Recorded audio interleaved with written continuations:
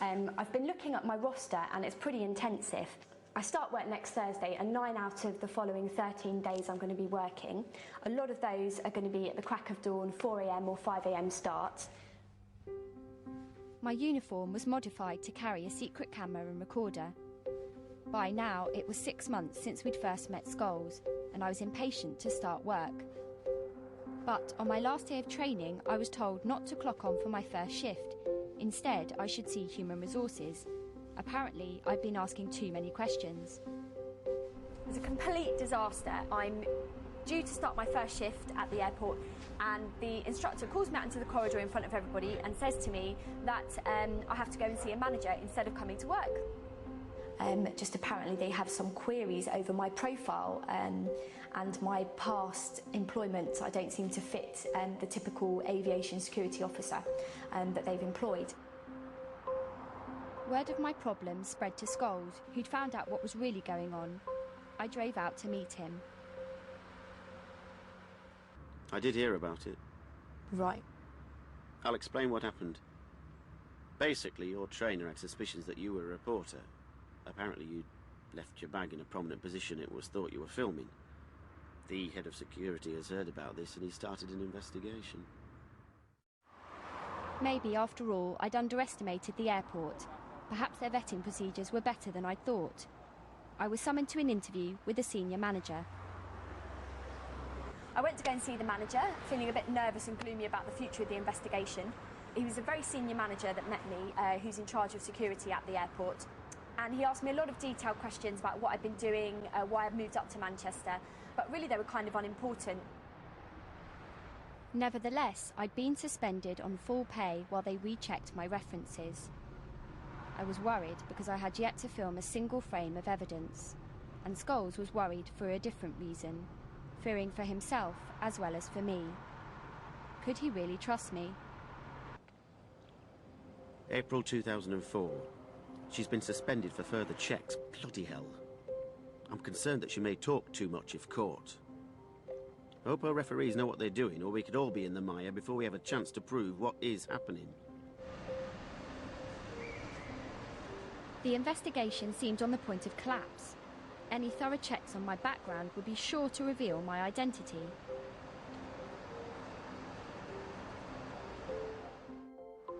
A week later, I was called in and told the airport investigation was complete. Incredibly, I was in the clear and could start work. Scholes was even more shocked than me. April 2004. They've reinstated her after allegedly checking her referees. One of which is a person called Cork, who has a website on Google as an investigative journalist. Christ, I don't know whether to laugh or cry.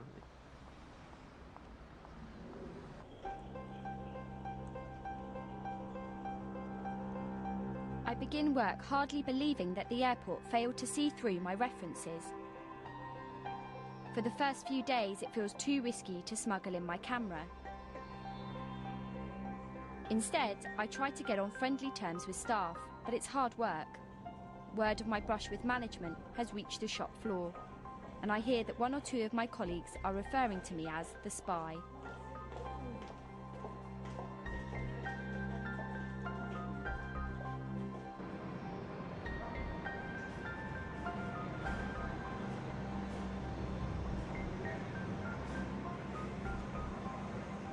Scholes agreed to a brief meeting.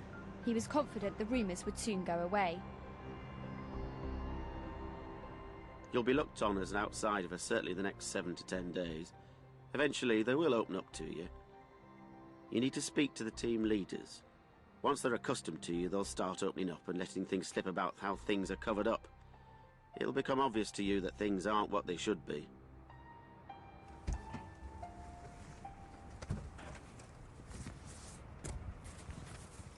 He was right. Within days, I would find security problems that I needed to film.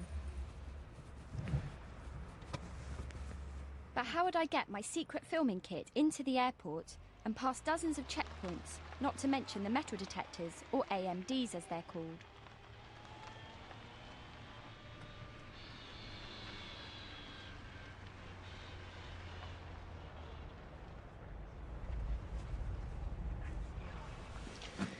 Today's the first day I'm taking the kit into the airport. I'm a little bit nervous, but I'm pretty confident it should be okay. I've broken it down into its different component parts and I've put them in various places. I'm hoping to be able to reassemble that when I get airside, because if I go in with the whole kit on, it will trigger the AMD, and then there's a chance that I'll get frisked and they will discover it. So fingers crossed it'll go well. But I get my camera in without a hitch. I'm convinced it must be luck. A few days later, I'll face a much tougher test, going through a metal detector wearing my camera kit while my colleagues watch on. I was really petrified about this because there were 6 of my security officer staff waiting for me. There was a lady who possibly would have frisked me and she would have found the kit immediately. And there was also a team leader sat at the back watching what happened. However, I walked through the metal detector and it didn't alarm. Over the next few weeks, I would learn that this wasn't luck at all. In fact, it was easy to get my camera kit through the search points. I was never detected. It's week 2 of my undercover life. My colleagues are starting to open up to me. I'm learning that there is training and then there's real life.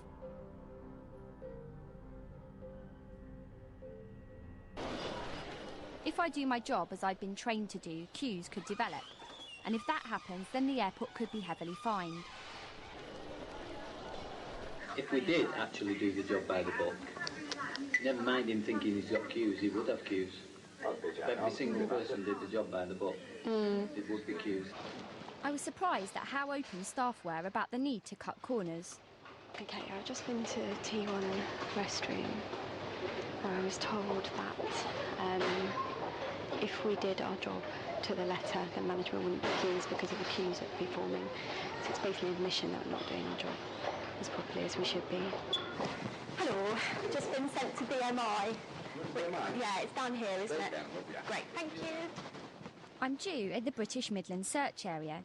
Here, I'm randomly checking 1 in every 4 bags that pass through the X-ray machine. The ratios change depending on where I'm working. But I'm down as having checked 7 bags when I've only checked 2. I only searched 2 bags though. Sorry? I only searched 2 bags though. No, you didn't. You've done that many bags. Okay. Nobody checks. We should keep this figure. Right, okay.